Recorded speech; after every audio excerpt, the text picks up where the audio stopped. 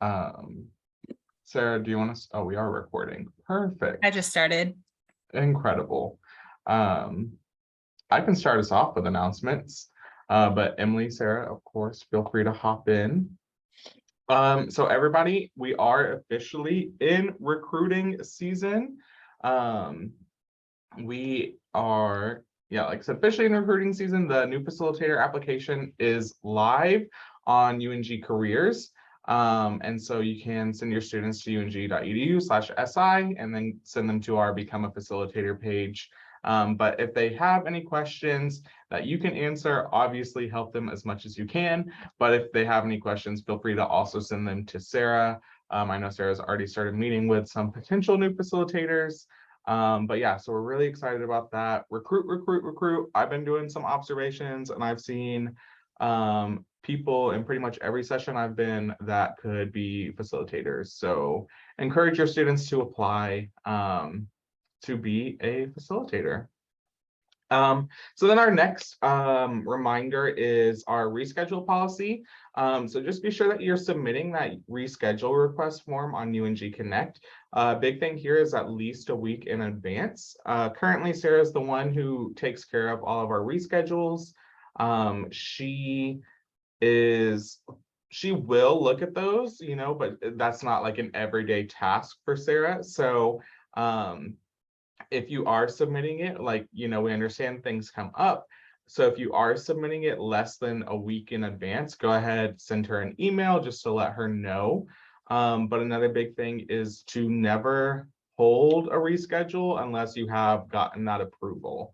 And if you have any question as to whether or not your reschedule has been approved, like you didn't see it, like maybe it went to the spam folder. If you have any questions, always feel free to reach out to Sarah and she can tell you if that has been approved or not. Sarah, do you want to add anything to that? Yeah, another trick also is to check the UNG Connect events.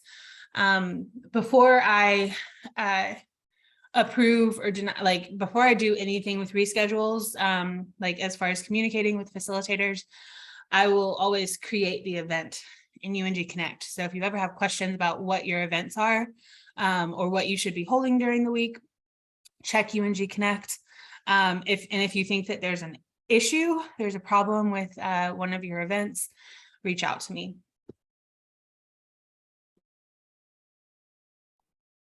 Sweet. Alrighty. So our next kind of announcement reminder is just to be careful about doing too much for your students. We have seen some things that aren't necessarily bad, so to say, like they are done with the best of intentions. So whether that's sharing your own personal note cards that you made, or giving them filled out study guides, or sending out session materials that you used in GroupMe to people who may not have attended, a lot of that is done with the best of intentions of I really want to help my students. But just be careful that you aren't doing too much, because if, like Sarah said yesterday in our biweekly, if you are giving them these things that you did, one of the main parts of the learning process is actually doing it. So actually sitting down, taking the time to make those note cards, fill out the study guide, create the study guide, that kind of thing. And then also we are doing a lot in session to kind of break that dependency cycle, right? We focus a lot on getting our students to take ownership of their own learning by using the elements. And so, we use wait time, redirection checks to make sure that they aren't relying solely on us, that they're starting to hopefully do these things outside of session. And so if we are kind of starting to do too much for our students, it kind of reinforces that dependency cycle. So I would say, don't undo the work that you're doing in session by doing all these extra things outside of session. And if you ever have any questions of is this okay? Would this be doing too much? Do not hesitate to reach out to admin. We can talk to you about that. And yeah, Emily, Sarah, anything to add to that?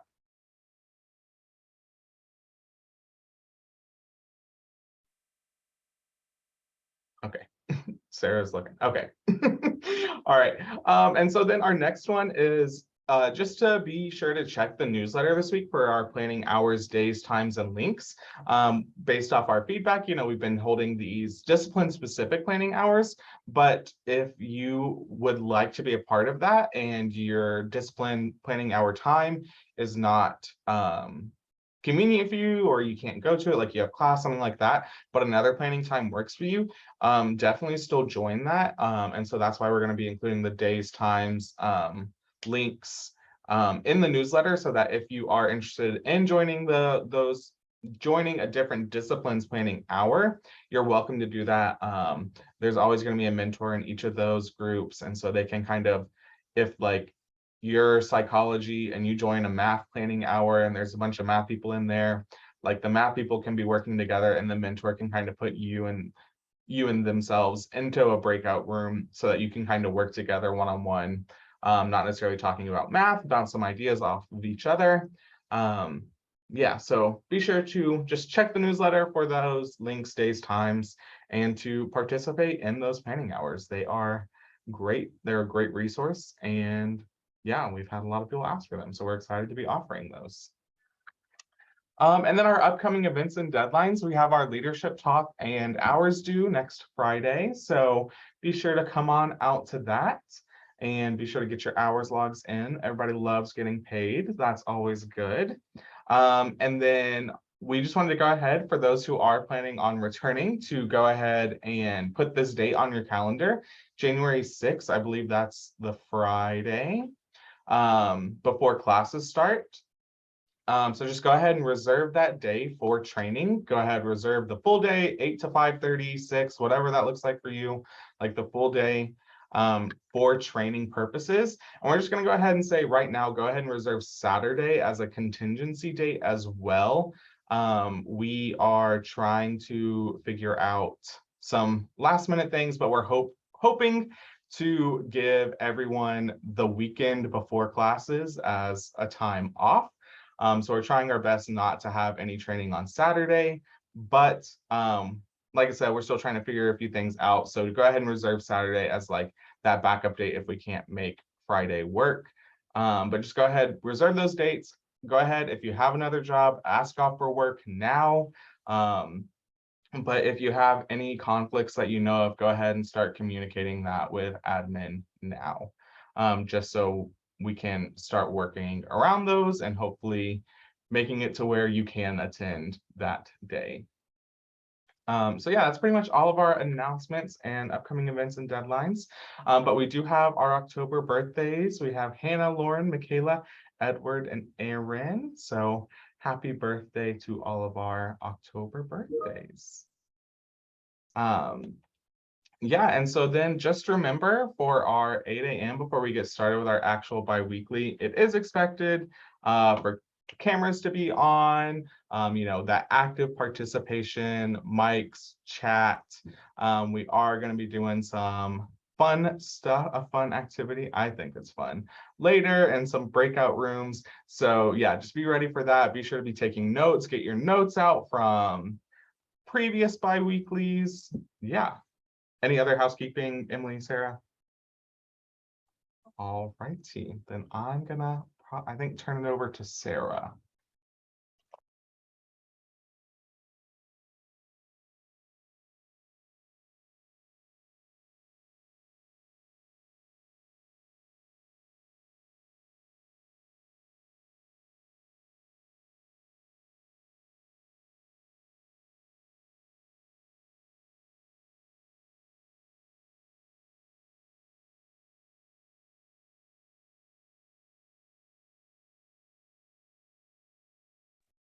Sarah, are you still having trouble with the PowerPoint?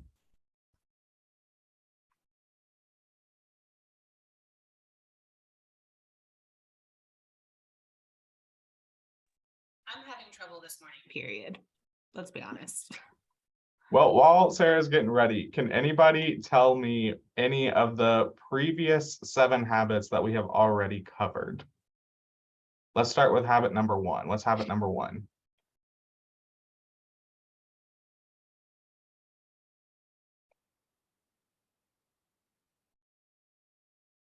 All righty, in the chat we got Laura and Lauren saying proactive and being proactive. All right, what's habit number 2?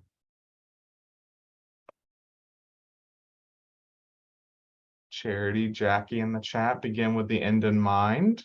All right, Brett too. Well, here we go. All righty, and what about habit number 3? Hannah in the chat, first things first. Yes. And then what about habit number 4?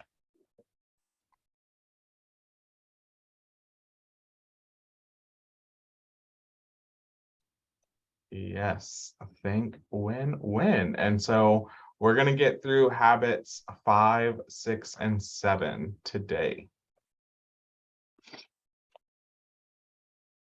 Can you all see that?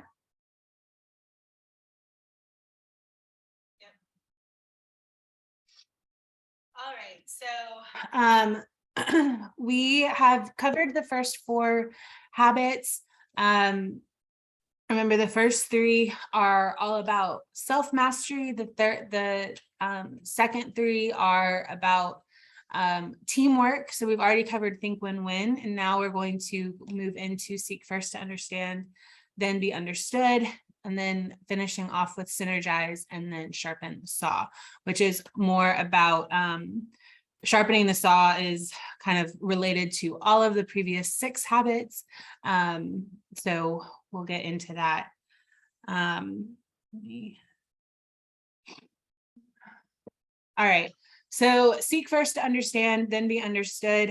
Emily, do you want to take this one? Sure. All right, so habit 5 is kind of where we move into working with others, as Sarah had already said. And the way I see this one is somewhat of a cornerstone habit.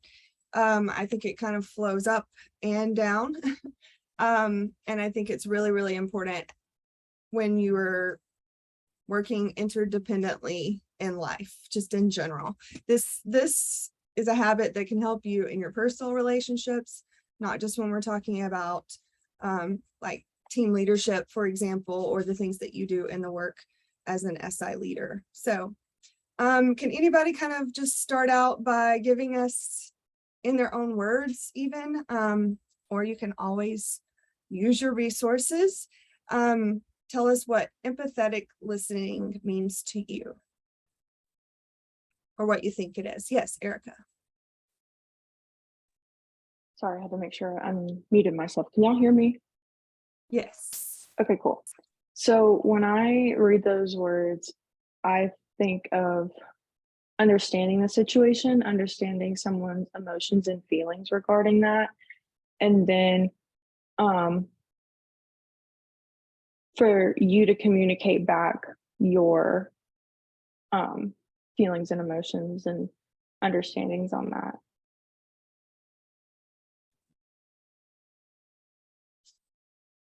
Does anybody want to add or say anything in response to Erica's understanding?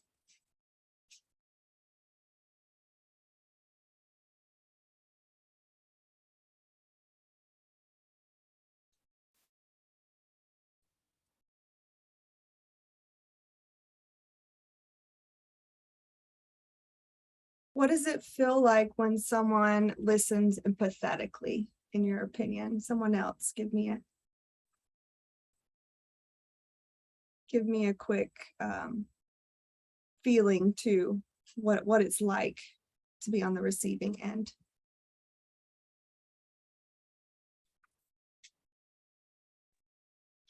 I feel like for me, when I think it makes me think back to that bi-weekly we did, sympathetic versus empathetic.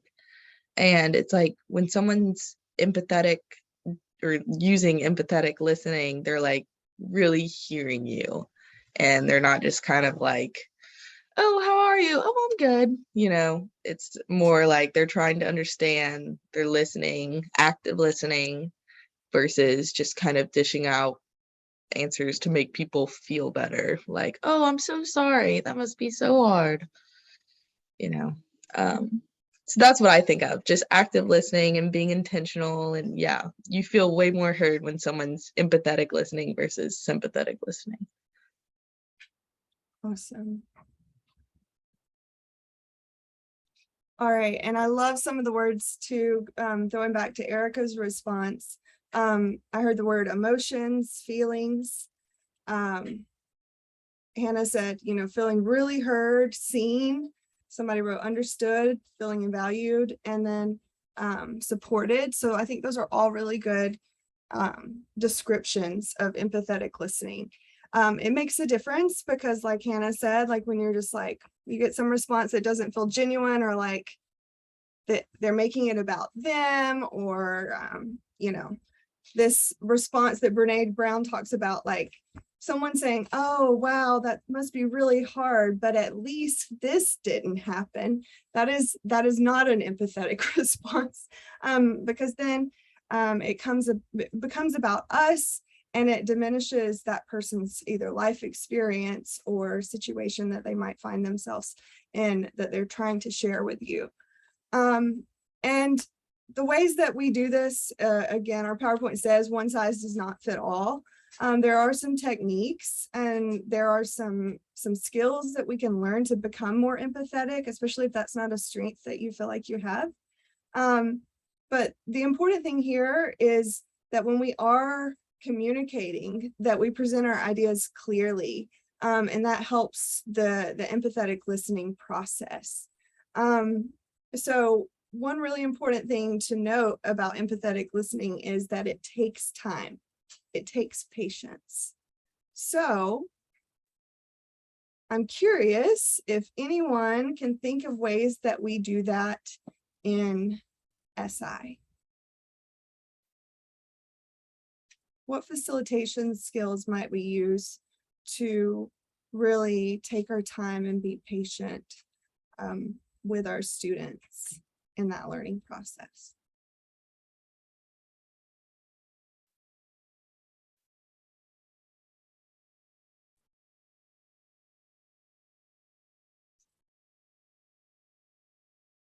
Some people are throwing wait time in the chat.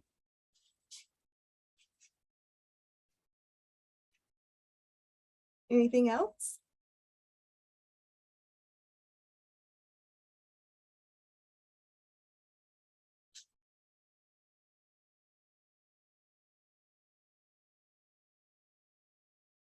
Checks for understanding.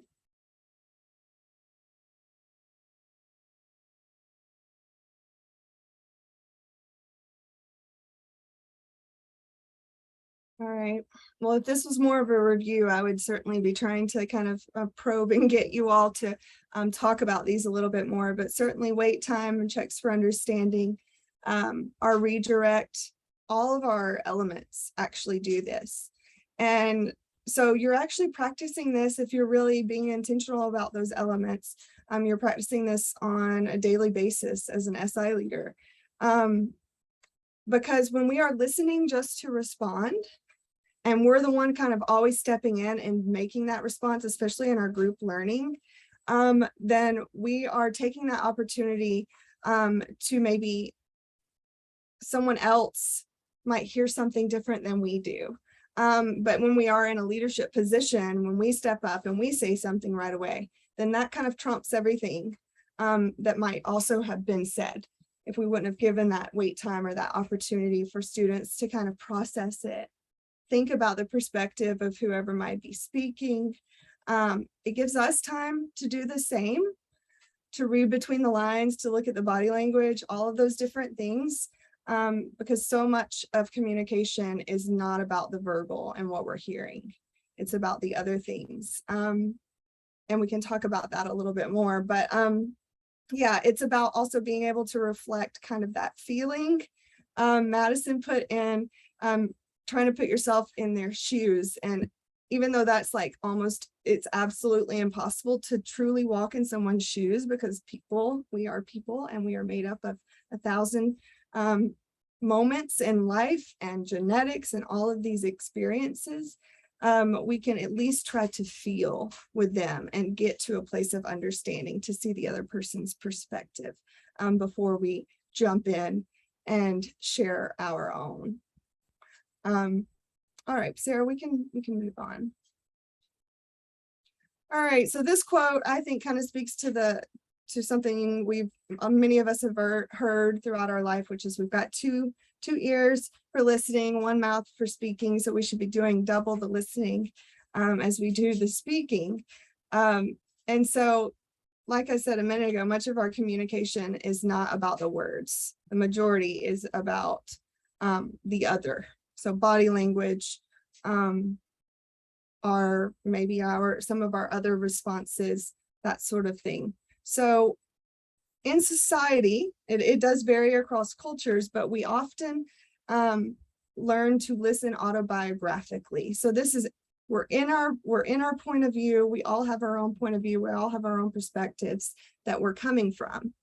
So that's what Covey is talking about here, is that we respond in a way that relates to us. So we might evaluate, we might probe for frame of reference, we might give advice that might feel like the thing that we want to jump in and do. We might interpret. So advice giving is something that kind of relates to SI especially. But actually what this can often do is put you in the position of being in control. It could be well-meaning, but it does take away that power to really understand the other person. And again, that whole idea of, even though we can't fully put ourselves in someone's shoes, but to try to step into their shoes and step out of ourselves in that moment. That's the key with empathetic listening. So trying to rephrase the content and really reflect the feeling includes that empathetic response that we're not going to get from this autobiographical speaking and listening. Sarah or Oscar, do you have anything to add to this? Well, I'm actually just curious. I know we talked about like what are ways that we listen empathetically in session, and we talked about the elements and stuff, but I'm curious to hear just really quick, what are some of y'all's ideas on why listening might be so important in a team environment or a collaborative environment? Like, why is this important? How does this make people effective? How does this make leaders effective? Being able to listen.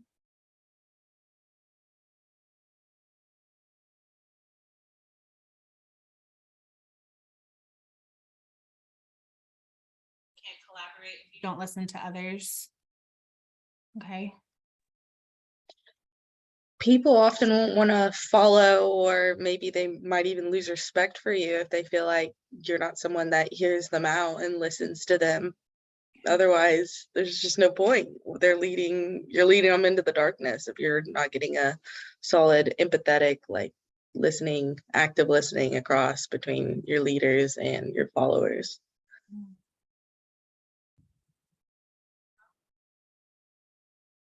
It builds trust, right?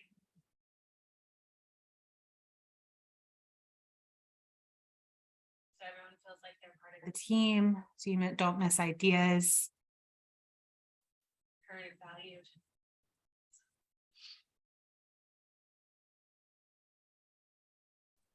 Yeah, and one of our greatest human needs next to our physical needs is our psychological, that need to be valued, appreciated, affirmed, understood. So we have an opportunity to do that with our students. Yeah. Sometimes like you might be like the one person that makes your student feel seen, right? And how what an honor that is. I think that's so cool. That you don't know what's going on in their lives. You don't know what there's all these things that you don't know. But you have that ability to make them feel seen, make them feel valued, make them feel heard. Erica. This might be like a really small, insignificant moment, but yesterday I had a student in my bonus hour who was like, I'm gonna be really honest. I have had a tough week and I haven't looked at this material. And we were in our closing. So, I mean, we were wrapping everything up. So, we made it through the main portions of it. Um, and I was like, I'm not gonna make you go through this because there's no like value in making you more exhausted. So, I'll like, you just recap what you got out of session and you can leave 5 minutes early. So that way, like, to process everything because like that was him being vulnerable to me where he doesn't really know me. Like, yeah, I'm an SI, but we're not like the best of friends. So I was very appreciative for him being honest. And I was like, I completely understand, it's hard. So I'll let you take this weekend to regain everything and then we'll come back next week.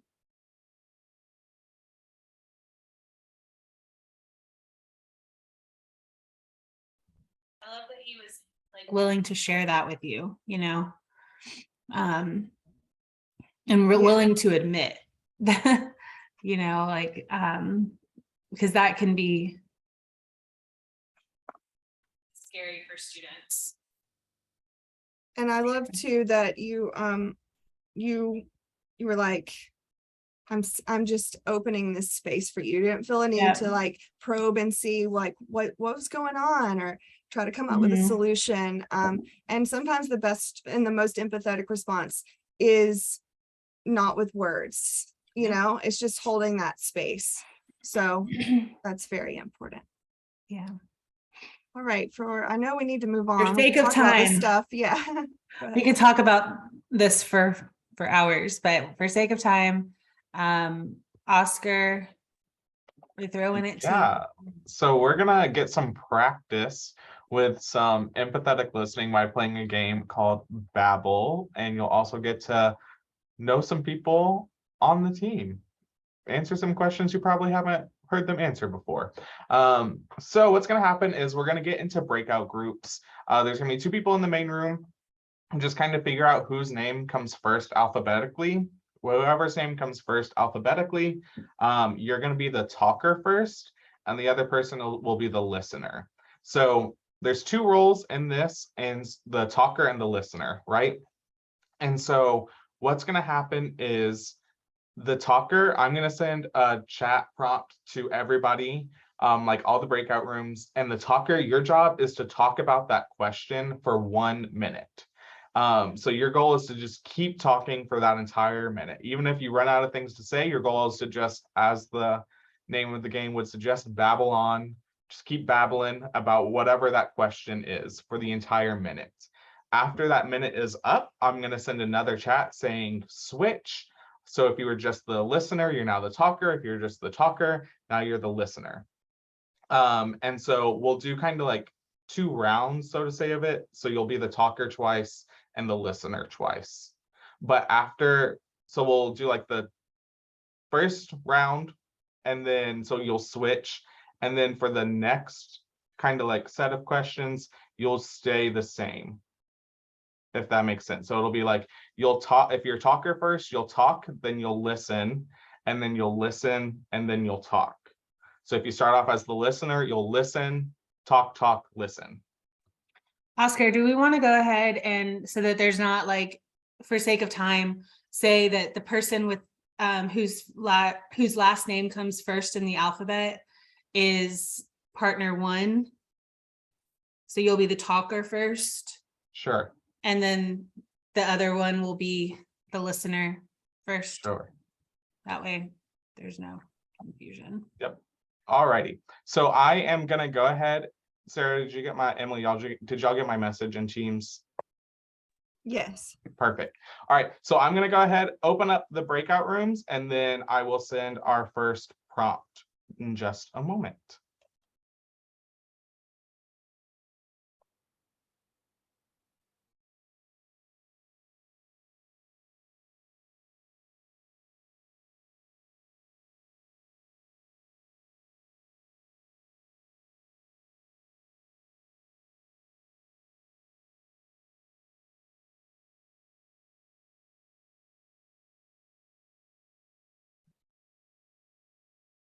Should we have Sarah?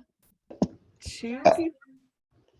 I just got kicked Oh, did from the you? meeting, Okay. so I just reconnected, so I don't know if I need to go. Sarah, can you send Jackson back? He assigned, I'm so confused.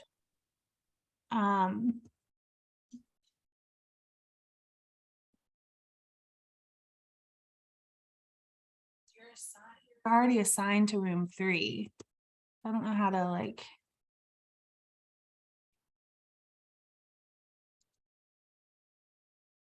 Wait, Jackson's gone now.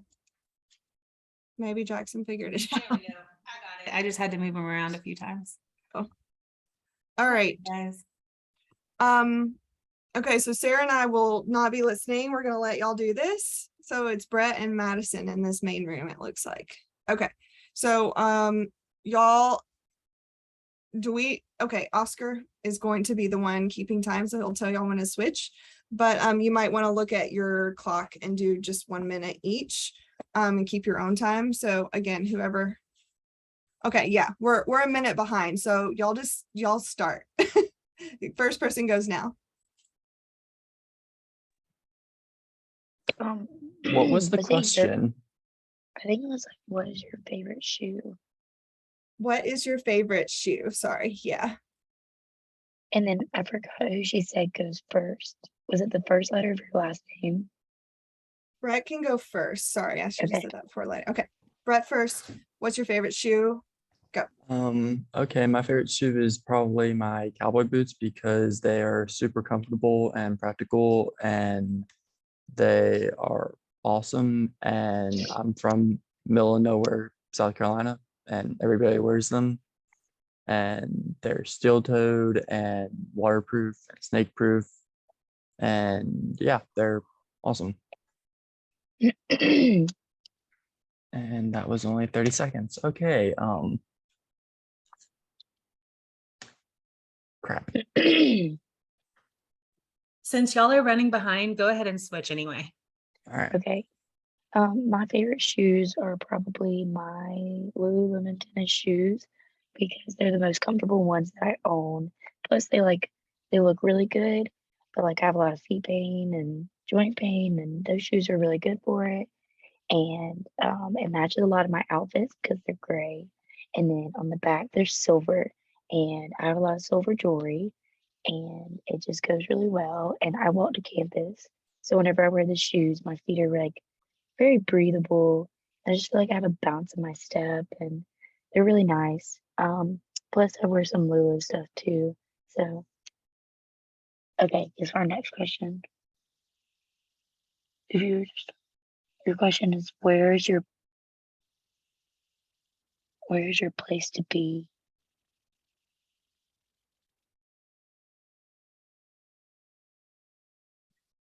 I guess you start that one off. Or do I? Brett starts off. Where's your favorite place to be? I think my favorite place to be would probably be just my house because I mean it's an area that I'm comfortable with. It's an area that I know. I get along with my roommates. It's home. All my stuff is there. It's a good place to just relax, sit on the couch, watch TV. We have a like home gym in the basement, so that's a great place to work out. Fully stocked kitchen, that's great. Because I love cooking. That's one of my favorite things to do.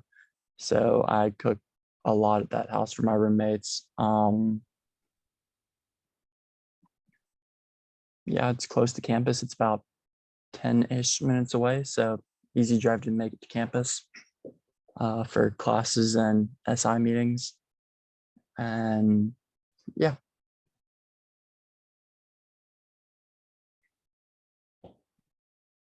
Okay, we'll swap. All right, my favorite place to be would have to be a cruise ship because, oh wait, no, wait, we have a different question. If you could go anywhere in the world that you haven't been before, I would love to go to, um, okay, I want to go over to Europe to like Greece and London and travel around there. But I love the Caribbean. So I'm sure there's a few places down there I haven't gone yet, but I would love to go over to Europe just because I haven't been there. And, you know, I'm an SI for history, so I would love to hear about the history over there. And I just think it's so pretty. You know, you see all the videos on like TikTok and stuff, and everyone's like, oh my gosh, like here I am, and they're traveling. And I don't know, I would like to experience that too. I'd like to see the Eiffel Tower over there, and I kind of have like an Emily in Paris moment with that show. I don't know, it just seems like a really cool place to go. I didn't time myself, so I don't know where I'm at. But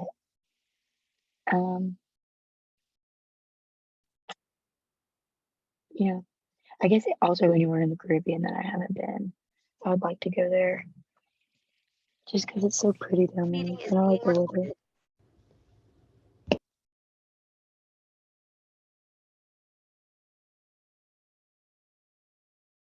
All righty, welcome back, everybody. Like I said, hopefully you were able to learn something new about some other people potentially. But I'm curious, just very quickly, kind of, you know, the whole goal was to get some empathetic listening practice. So I'm curious, what was it like specifically to go from having the same question to having different questions between partners? Like, did you find yourself, was it harder? Like, did you catch yourself not listening empathetically? Anything like that? Let's hear from somebody.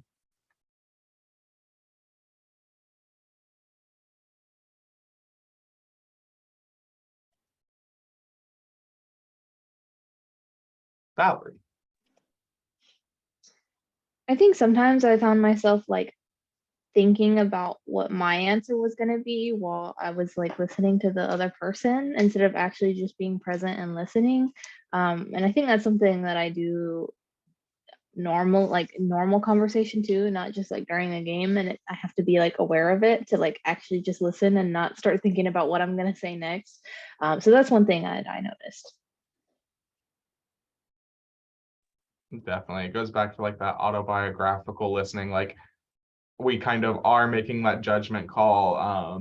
But yeah, so just for sake of time, we'll go ahead and move on. But hopefully you're kind of able to get a sense of like, all right, like maybe this was coming up into my head, or you had this distraction of your roommate walking by or whatever. Like what they, you know, there are these constant distractions that we have in our lives where it's so easy to kind of fall out of that empathetic listening role, even when we go into it with the intention of you know, listening to this person empathetically and really giving them like our full attention. So yeah, just love Babel. And like I said, hopefully you learn something about someone else. All right, so the sixth habit is synergize. So this one is all about understanding perspectives. So and using the differences that we all have to build a stronger team. So with habit 4 as think win-win and habit 5 as seek first to understand, then be understood, those two habits allow us to effectively synergize. Again, a big part of synergy, like I said, is understanding understanding differences and not agreeing, not necessarily always agreeing with each other, but understanding that differences are okay and they actually make our team stronger when we're able to value other perspectives and understand that that actually leads to openness, it leads to creativity. I'm sure that y'all have probably seen this in session when you have a group of people together and people will throw things at you that you've like never thought of. And an effective leader knows how to capitalize and how to use these differences. It is a combination of the previous 5 habits. It's kind of like bringing all of those 5 habits together. Again, especially our teamwork habits. And the idea with synergy is that the whole is greater than the sum of its parts. So this is really focusing in on team leadership, which I know we haven't gotten a lot into at this point in the semester. Team leadership, it's a theory of leadership within the post-industrial theories.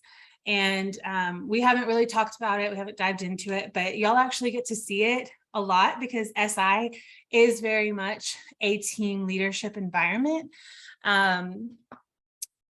where we all have different parts that we are working with, that we're in, like we have control over, but it all comes together to make something better than what any of us could do alone. Sorry, I have to move some stuff, make sure I'm not missing anything. Okay. And then synergy also kind of goes back to servant leadership as well, which again, we have not been able to go through, but one of the aspects of servant leadership is conceptualization. So especially as a leader and as a servant leader, you have to be able to conceptualize, which basically means that you kind of see that bird's eye view. You have the, you can see where you came from, where you are now, and where you're going, and being able to put all of those things together for the good of your team. And so synergy allows us to do that. It allows us to see all the different parts and put them together. Covey loves charts. So here's another one where we're talking about a trust scale and a cooperation scale. And so synergy as a whole is very much about transformation. It's about moving through that scale to high trust and high cooperation. And it's not transactional, which also is very servant leadership. So a big part of this, and sorry, I'm moving along because we're running out of time, but big part of this is it's a two-way street. Somebody asked yesterday, like, what happens if the other person's not there? And the answer to that is that you have to continually build that trust with your people. Hannah mentioned that when we were talking about the importance of listening and how it builds, it kind of builds trust over time. You'll build trust with people and it will lead to higher cooperation where you can get to that win-win and that for like that synergy. We've talked a lot about mindset with 7 Habits, and this is the same thing. Oftentimes we can become like, we have a tendency to move toward people that share our opinions and share our perspectives, but Covey is talking about the value of working with people who don't, working with people who are different, and figuring out how to use those strengths. So it's all about expanding perspective and really capitalizing on everyone's strengths. And my favorite, well, this is probably like my favorite quote in 7 Habits is the key to valuing differences is to realize that all people see the world not as it is, but as they are. And I think if we can understand that, it makes it a lot easier to work with people. Like if we can understand that every single person, including ourselves, we all see the world through a very specific and unique lens. No two people have the same lens. We might share some experiences, we might share upbringings and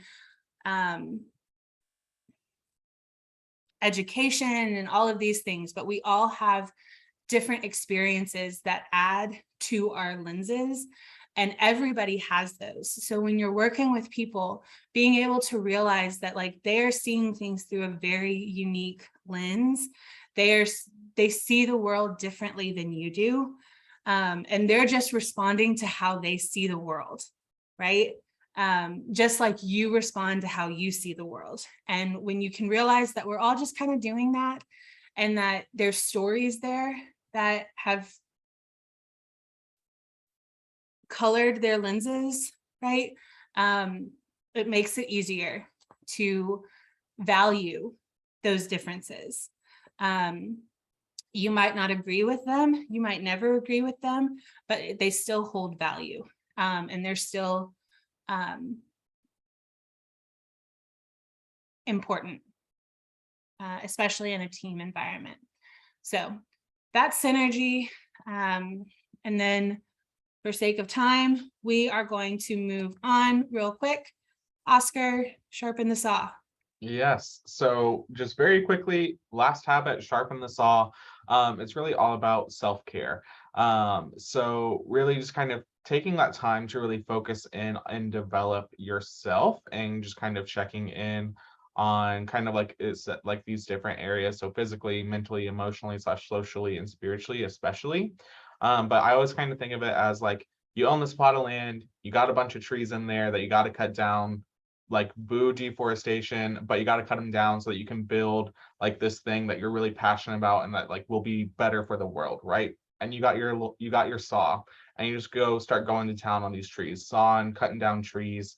But by the end, if you never take that time to kind of resharpen the saw, the amount of time it's going to be taking you to like cut down that last tree, like your blade is just going to be dull, right? Like you aren't going to be doing any work essentially. Like no matter how hard you're trying to cut down this tree, like if your blade is not sharp, like you might as well have a piece of paper trying to cut that tree, right? So really you just have to take the time to focus in and take care of yourself so that you can perform at your best for others. I always kind of have this mantra of like, when I take care of myself, I take care of others. You have to take care of yourself in order to be effective when taking care of or trying to lead others, because like I said, otherwise you're going to turn into that saw that is no longer sharp, just a dull blade, working incredibly hard, but getting absolutely nothing done. And really focusing in on this, kind of doing those check-ins to see where we're at, really allows us to practice the previous 6 habits and be more intentional with them. And then the next slide talks about kind of the 4 dimensions of human nature. So we got like the physical, spiritual, mental, and then emotional / social. And so you can see here kind of physical, taking care of like that physical, like the physical side of things, diet, exercise. Spiritual, this is not religion. Religion can be spiritual, but you don't have to be religious in order to be spiritual. And so just kind of finding that thing that connects you with like this deeper purpose, this deeper meaning, the greater, like bigger things in life, so to speak. Mental, so expansion of the mind, reflections, that kind of thing. And then emotional / social, so relational, relationships, understanding people, contributing to society, all of that. And then I'm also just gonna real quick plug the leadership talk from last week on Teams. There is, under that leadership talk from last week, there's like a literal like self-care kind of plan guide that goes into each of these dimensions and a few others that you can kind of focus on in developing your own kind of self-care plan, and making sure that you are checking in with yourself, making sure each of these dimensions is being fulfilled and you're working on, so that you can then go forth and help other people. And so those are our 7 habits. There has been an 8th added that we are going to kind of talk about in some other biweeklies and draw in with some other topics, but those are our 7 habits. We made it through all 7. And so, yes, I know we're a little over time, but thank you all for staying. Emily, Sarah, did y'all have any other comments? No, I just encourage you all to really start using these. Yeah. And keep them on in your notes, sticky notes, do some self inventories like once a week, kind of see how you're using these, and then share that with us. We would love to have these conversations going forward. Yeah, we also have copies of this book that you can check out. So if you are interested in learning more about the 7 habits, please do let us know. All 3 of us can talk about this topic, I think, at length. So we would love to dive more into it if you're interested. So just reach out to us. All right. Y'all go forth and have a beautiful Friday. Enjoy the cold weather. Bundle up. And happy weekend. Yes. Take some time to sharpen your saw this weekend. Hey, Sarah. Yes. I don't know if Madison's still